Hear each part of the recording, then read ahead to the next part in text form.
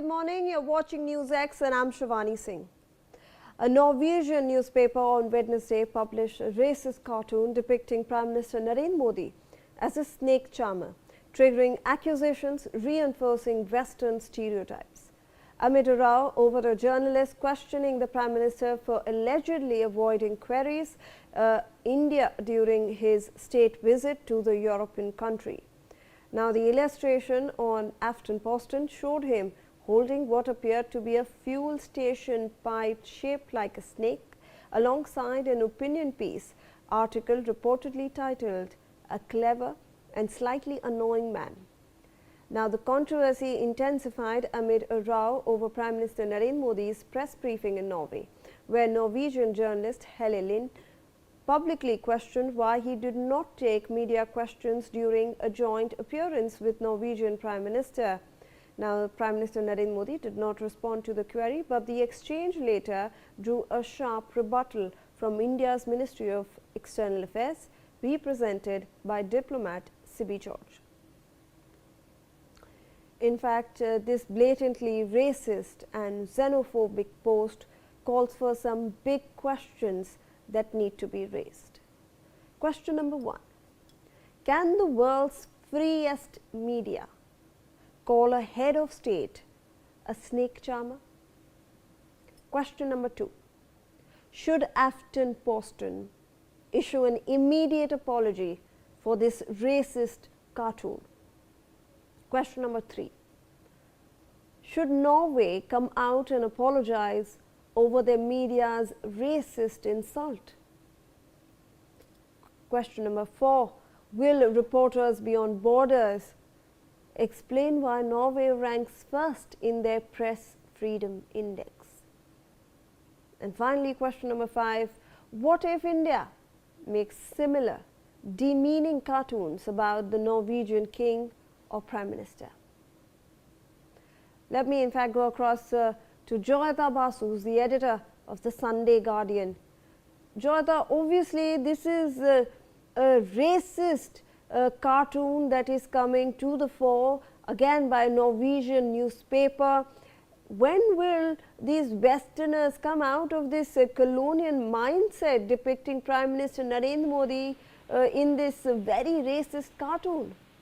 Well, I think that is the main problem with them. It is they are being racist, and also they are totally ignorant. Okay, apart from the racist facts, perhaps it did not strike them. Maybe they glorify themselves as they're kind of, they think that they have some kind of an halo because they have white skin. Okay, so maybe that is why they think they can get away by saying anything particularly about one of the top leaders just because his skin is brown.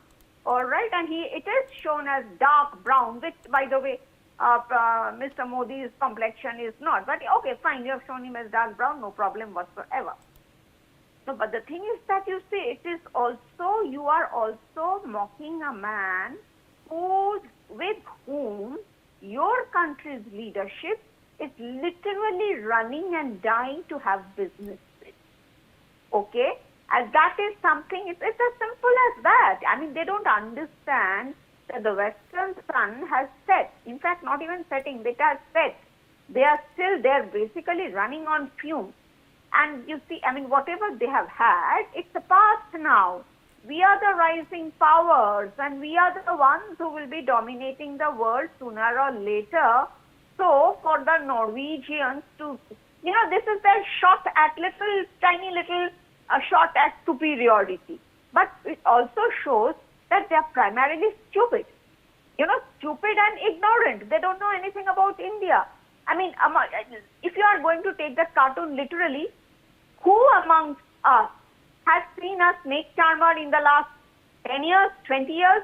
Have we, anyone seen a snake charmer in our, okay, maybe sometime in my childhood or something like that. But we don't even know. Snake charmer is a profession that is not even there in India any longer. Maybe they are there in the villages and all. And to play with that kind of a stereotype instead of talking about semiconductors, factories, outsourcing, so many other manufacturing, health, science. There's so many other things that could have been shown. The nuclear power, maybe fine, you may not like nuclear power, but the thing is that there are so many things that can be shown about India.